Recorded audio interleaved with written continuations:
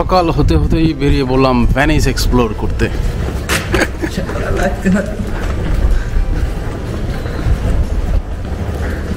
এই হচ্ছে ভেনিসের অলিগলি। এখন যাচ্ছি রিয়ালতো ব্রিজে। রিয়ালতো ব্রিজ হচ্ছে ভেনিসের অন্যতম, ভেনিস সিটির একটি জনপ্রিয় ট্যুরিস্ট অ্যাট্রাকশন। অনেক আগে এই রিয়ালতো অঞ্চলটা ছিল এই ভেনিস শহরের সবচাইতে জনপ্রিয় অর্থনৈতিক অঞ্চল, যেটা ডাইভার্ট হয়ে গেছে সান মার্কোতে, বাট আগে সেটা ছিল রিয়ালতো অঞ্চল। আপনাদেরকে একটু রিয়ালতো অঞ্চলটা দেখাই। আর ভেনিসের সবচেয়ে গুরুত্বপূর্ণ যে বিষয়টা সেটা হচ্ছে যে 119টি ছোট ছোট খণ্ড বিশেষ দ্বীপের সমষ্টিতে গঠিত হয়েছে এই ভেনিস নগরী। এর ভিতরে প্রায় 109টি আছে সংযোগ সড়ক, যে সংযোগ সড়কের ভিতর দিয়ে আসলে ভেনিসটাকে একত্রিত করা হয়েছে। আর এছাড়া চলাচলের জন্য এখানে তো সবাই জানেন যে এখানে পানিপথের বিকল্প নাই। এখানে ভাপরপথ আছে। ভাপরপথ হচ্ছে জলজ যানবাহন। আর বাস পাওয়া যাবে শুধুমাত্র পিয়াজ্জা দি রোমা ওই অঞ্চলটার ক্ষেত্রে প্লাস আসে, বাদ বাকি সবই হচ্ছে এই পায়ে হেঁটে আর পানিপথে।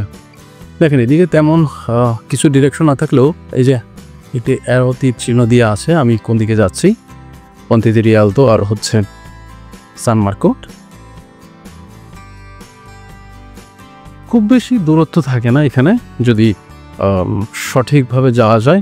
দেখা গেল 15-20 মিনিটের মধ্যেই এক জায়গা থেকে এক জায়গা আপনি হেঁটে দেখতে দেখতে চলে যেতে পারবেন। খুবই ছোট্ট। আর এইখানে চলাচলের জন্য যদি আপনারা একদিনের পাস নেন, নৌকা বা সব কিছুতে ব্যবহার করতে পারবেন, তার টিকিট খরচ হচ্ছে 25 ইউরো। আর যদি ওয়ান টাইমের জন্য 75 মিনিটের জন্য আপনারা এই নৌকার টিকিট করেন বা বাপের ওপর টিকিট করেন, সেই ক্ষেত্রে আপনার খরচ পড়বে 9.5 ইউরো। 9.5 ইউরোতে 75 মিনিট আপনার ভ্যালিড থাকবে। আর 25 ইউরোতে করলে সারাদিনে যতবার খুশি আনলিমিটেড আপনারা রাইড নিতে পারবেন।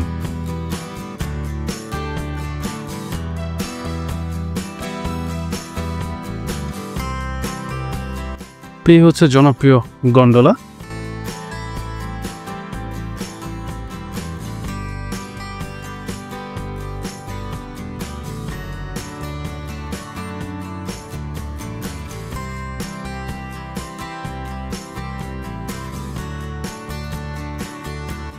ওনাদের দুই ধরনের ড্রেস হয়ে থাকে, একটা লাল একটা এরকম কালো।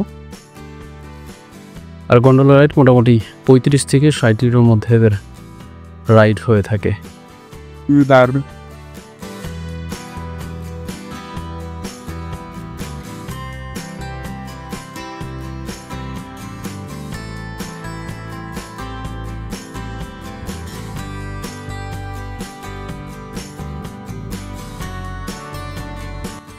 পরিসংখ্যান বলে প্রতিদিন প্রায় 50,000 মানুষের আগমন ঘটে ভেনিস নগরীতে। ভেনিস দেখার জন্য প্রায় 50,000 মানুষ প্রতিদিন এই ভেনিস শহরে এসে থাকে। আমিও তাদের মধ্যে একজন। যদিও এর আগে আমি ভেনিসে এসেছিলাম 2020-এ কোভিডের পরবর্তী সময়। তো প্রায় 3 বছর পর আবারও এই ভেনিসের মাটিতে রেস্টুরেন্টগুলো যা ছিল সবই সাজাচ্ছে। একটু পরেই লাঞ্চ শুরু হবে। দেখেন বাহিরে দিয়ে তারা টেবিল সাজিয়েছে।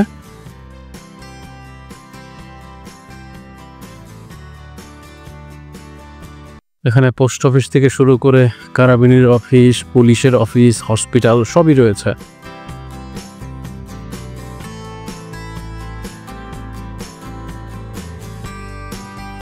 আর আশেপাশে যত যাবেন ততই দেখবেন এখানে মুখোশের দোকান। প্যারিসে যেটা সবচেয়ে বেশি চলে। আর এদিকে দেখা যাচ্ছে যে ভেনিস কার্নিভাল হয়। ভেনিস কার্নিভাল খুবই জনপ্রিয়।